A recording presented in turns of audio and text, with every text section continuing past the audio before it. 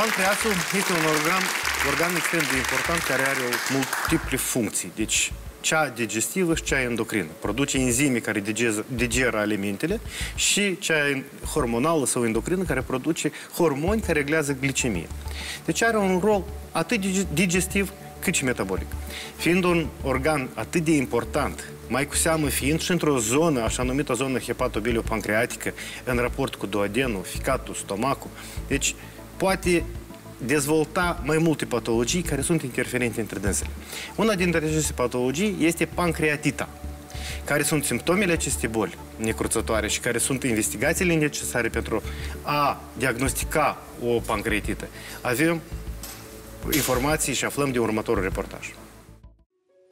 Pancreatita este o inflamație a glandei respective a pancreasului. Și noi diferențiem două tipuri de pancreatită, acută și cronică. Cea acută, cel mai frecvent, este o problemă chirurgicală și evoluția ei este absolut benefică, fără să lase ceva urme pe organ, în timp ce pancreatita cronică este un proces cronic, inflamator, care se rezolvă sau rezultă apariția fibrozei, adică substituție organului cu țesut fibros. Cea mai frecventă cauză este alcoolul. Pe lângă asta avem și pietre în vezica biliară și avem încă vreo 5-6 cauze care sunt genetice, ereditare, autoimune, tot felul de malformații care provoacă apariția acestei boli. Cel mai important simptom a acestei boli este durerea. Durerea este sus, mai sus de buric, se numește așa numită zonă epigastrică, la linguriță. Cel mai important este să ținem minte că durerea care apare după ingestă sau după o masă copioasă, cu grăsime sau multă mâncare, undeva la 48-72 de ore, nu imediat. Durerea ce apare în primele 12 ore, primele 24 de ore, cel mai frecvent ține de sistemul biliar.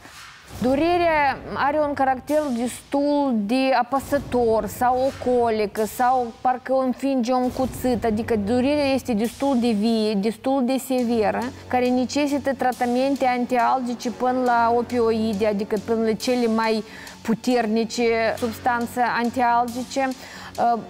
Există situații când pacientul are nevoie chiar de intervenție chirurgicală pentru a rezolva cu durerea. Pancreatita este supradiagnosticată. La noi, cum avem o durere epigastrică, am exclus o problemă a ulcerului, de exemplu, a tubului digestiv. Momentan etichetăm această problemă ca o pancreatită, ce este absolut incorect. Ce este important de menționat și eu cred că anume pentru populație, ecografia abdominală nu are valoare pentru diagnosticul pancreatitei cronice. Noi putem să vedem numai o complicație severă, așa ca pseudochist. Și probabil asta și explică de ce noi avem atâtea pancreatite care de fapt nu sunt. Standardul de aur este ecoendoscopia. Endoscopul respectiv este un transductor și el practic vede pancreasul la 2 cm de la pancreas din stomac.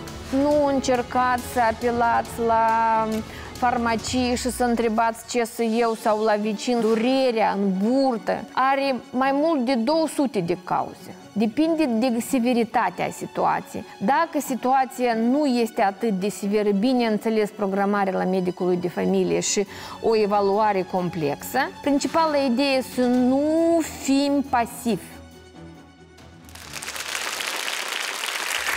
Să știți că durerea în cazul pancreatitei apare în etajul superior abdominal.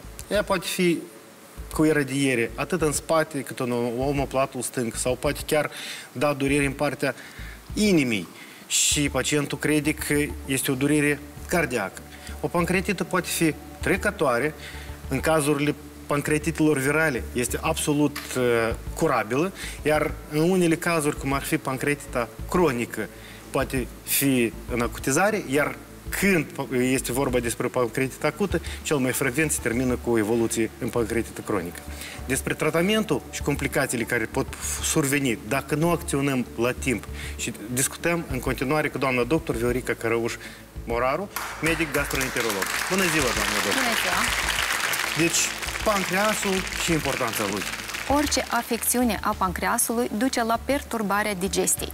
Perturbarea digestiei în care pancreasul este veriga de bază pentru asimilarea ulterioară a nutrienților. Deci, pentru ceea ce are nevoie organismul pentru a exista, pentru a supraviețui. În timp ce pancreatita acută se manifestă prin durere acută bruscă dezvoltată în cadranul superior al abdomenului, plus poate apărea vomă, plus poate apărea febră, plus poate apărea o transpirație rece. Deci pancreatita acută este o urgență medico-chirurgicală care necesită internare în staționar și tratamentul la prima etapă, anume în secțiile de chirurgie. Pe când pancreatita cronică se dezvoltă treptat. Pancreatita cronică reprezintă o inflamație persistentă a pancreasului, ceea ce duce la dereglarea glandelor pancreatice și respectiv cu fibrozare, ceea ce înseamnă că ulterior pancreasul își pierde din funcțiile sale importante, își diminuează proprietățile de digestie, proprietățile endocrine, în ceea ce ține nivelul de glicemie. Și atunci ne întâlnim cu urmările acestei boli destul de serioase, pe care frecvent o neglijăm și ne adresăm la medic în stadii tardive. Aici aș menționa careva factori predispozanți, deci factori la care ar trebui să atragă atenție atât pacientul cât și omul de rând, la care ar trebui să atragă cei de acasă atenție, este ceea ce ar putea preveni această maladie necruțătoare. Deci, în primul rând, atenție maximă trebuie să o avem și noi, medicii, mai ales medicii de familie care au contactul direct cu persoanele. Deci, persoanele care întrebuințează alcool. Alcoolul este unul din factorii majori în afectarea pancreasului. Persoanele fumătoare. Fumatul este a doilea factor major în afectarea pancreasului și în cauza pancreatitelor cronice. Următorul factor sunt persoanele care abuzează de alimente grase, alimente condimentate, combinația între alimente grase, dulci, între alimente grase, alcool, ceea ce este fatal pentru pancreas, deci este o lovitură destul de puternică pentru pancreas, la care uneori nu poate face față și respectiv avem acele acutizări ale pancreatitelor și exacerbări și atunci deja pacientul ajunge la medic. Aș mai adăuga obezitatea. Exact. Obezitatea este un alt factor care contribuie la apariția pancreatitei. Obezitatea alături de celelalte boli. Una din cauze majore a pancreatitelor sunt problemele vizicii biliare. Anume aceste stări, prin spasmul sfincterului odii ne pot da pancreatite, adică ne pot da perturbarea eliminării sucului pancreatic în duoden. Bine, dacă am vorbit de factorii de risc, atunci, cunoscând careva factorii de risc, respectiv puteam vorbi despre careva măsuri de prevenție. Și haideți aici, dacă eu, ca un chirurg, vorbesc mai superficial, dumneavoastră mai minuțios, ce ar trebui, cum ar trebui să se alimenteze corect pentru a preveni această pancreatită? Deci, prevenirea pancreatitei este adresarea timpurie la medic. Nu o să obosesc să o spun de câteva ori, deoarece anume acolo se poate decide care sunt factorii predispozanți, ce putem face pentru a preîntâmpina aceste pancreatite cronice. Este știut faptul că pancreasul nu se reface. Iată de ce trebuie să fim foarte atenți ce facem până la duce la epuizare completă. Ceea ce ține de factorii care trebuie înlăturați, după cum am spus, este alcoolul, este fumatul și sunt mâncărurile grase. Tot aici aș include atenție mare la cantitatea și calitatea produselor de patiserie. Atunci când avem produsele cu creme, în care este o cantitate destul de mare de grăsimi în combinație cu zahăr, ceea ce este foarte greu de prelucrat pentru pancreas. Tot aici aș spune o atenție mare pentru pacienții care obișnuiesc să servească cafeaua pe nemâncate. Deci este o problemă. Cafeaua trebuie servită după mâncare, deoarece cafeaua provoacă producerea de enzime pancreatice și atunci când pancreasul produce enzime, însă unde trebuie să intervină el în prelucrarea hrănii, deci noi nu avem. Și atunci începe acea autoliză, autofagie a pancreasului. Alimentația să fie de 3 ori pe zi. De ce? 3 mese de bază. 3 mese de bază. Eu chiar aș spune 3 ori pe zi pentru persoanele sănătoase, că noi vorbim pentru preîntâmpinarea pancreatitelor cronice, deoarece Ciugulitul pe parcursul zilei de mai multe ori, ce face? Nu face altceva, nimic decât să, de fiecare dată să ne provoace, contribuie la o muncă, un supraefort a pancreasului. Și atunci, la un moment dat, se epuizează atât funcția endocrină, cât și funcția exocrină. De asta, mâncarea ar trebui să fie divizată în prize. Deci, da, sunt pentru mâncarea fracționată, pentru 5 mese pe zi, pentru pacienții care sunt deja în pancreatite, care sunt în puseie de acutizare, pacienții care sunt după colecistectomii, aceștia, într-adevăr, au nevoie de mai multe mese pe zi. De ce? Pentru că bila atunci se scurge, nu are depou de locul de depozitare și atunci trebuie să-i dai alimentele, că va fi mai benefic. Parcă așa le povestesc și eu pacienților. Doamna doctor, dacă tot discutăm despre dietă, haideți să spunem, ce produse avem pe masă. Avem niște paste, avem carne înăbușită de, pare-mi de pui în suc, avem ciocolată, avem niște chipsuri și avem bere, nu cei la ce v-ați gândit. Care din aceste produse sunt bune pentru pancreas? Așa, un quiz. Deci, ceea ce ține de prevenție, după cum am vorbit, avem cartoful prăjit, avem chipsurile, deci care este o bombă cu multe grăsimi. Grăsimi care nu sunt absolut benefice.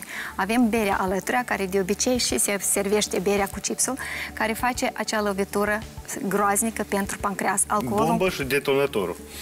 Exact, alcoolul în combinație cu grăsimile. Ceea ce ține de ciocolată. Bine, ciocolata cam ca și cu cafeaua. Dacă ar fi o ciocolată după mâncare, ar fi mai ok. În perioadele acute, vreau să știe toată lumea, cafea și ciocolată în pancreatite nu se permite. Proteinele sunt binevenite în pancreatite. Proteina venită din carne slabă, proteina din pește slab, da? În momentul când avem carne fiartă, da, poftim, o putem servi.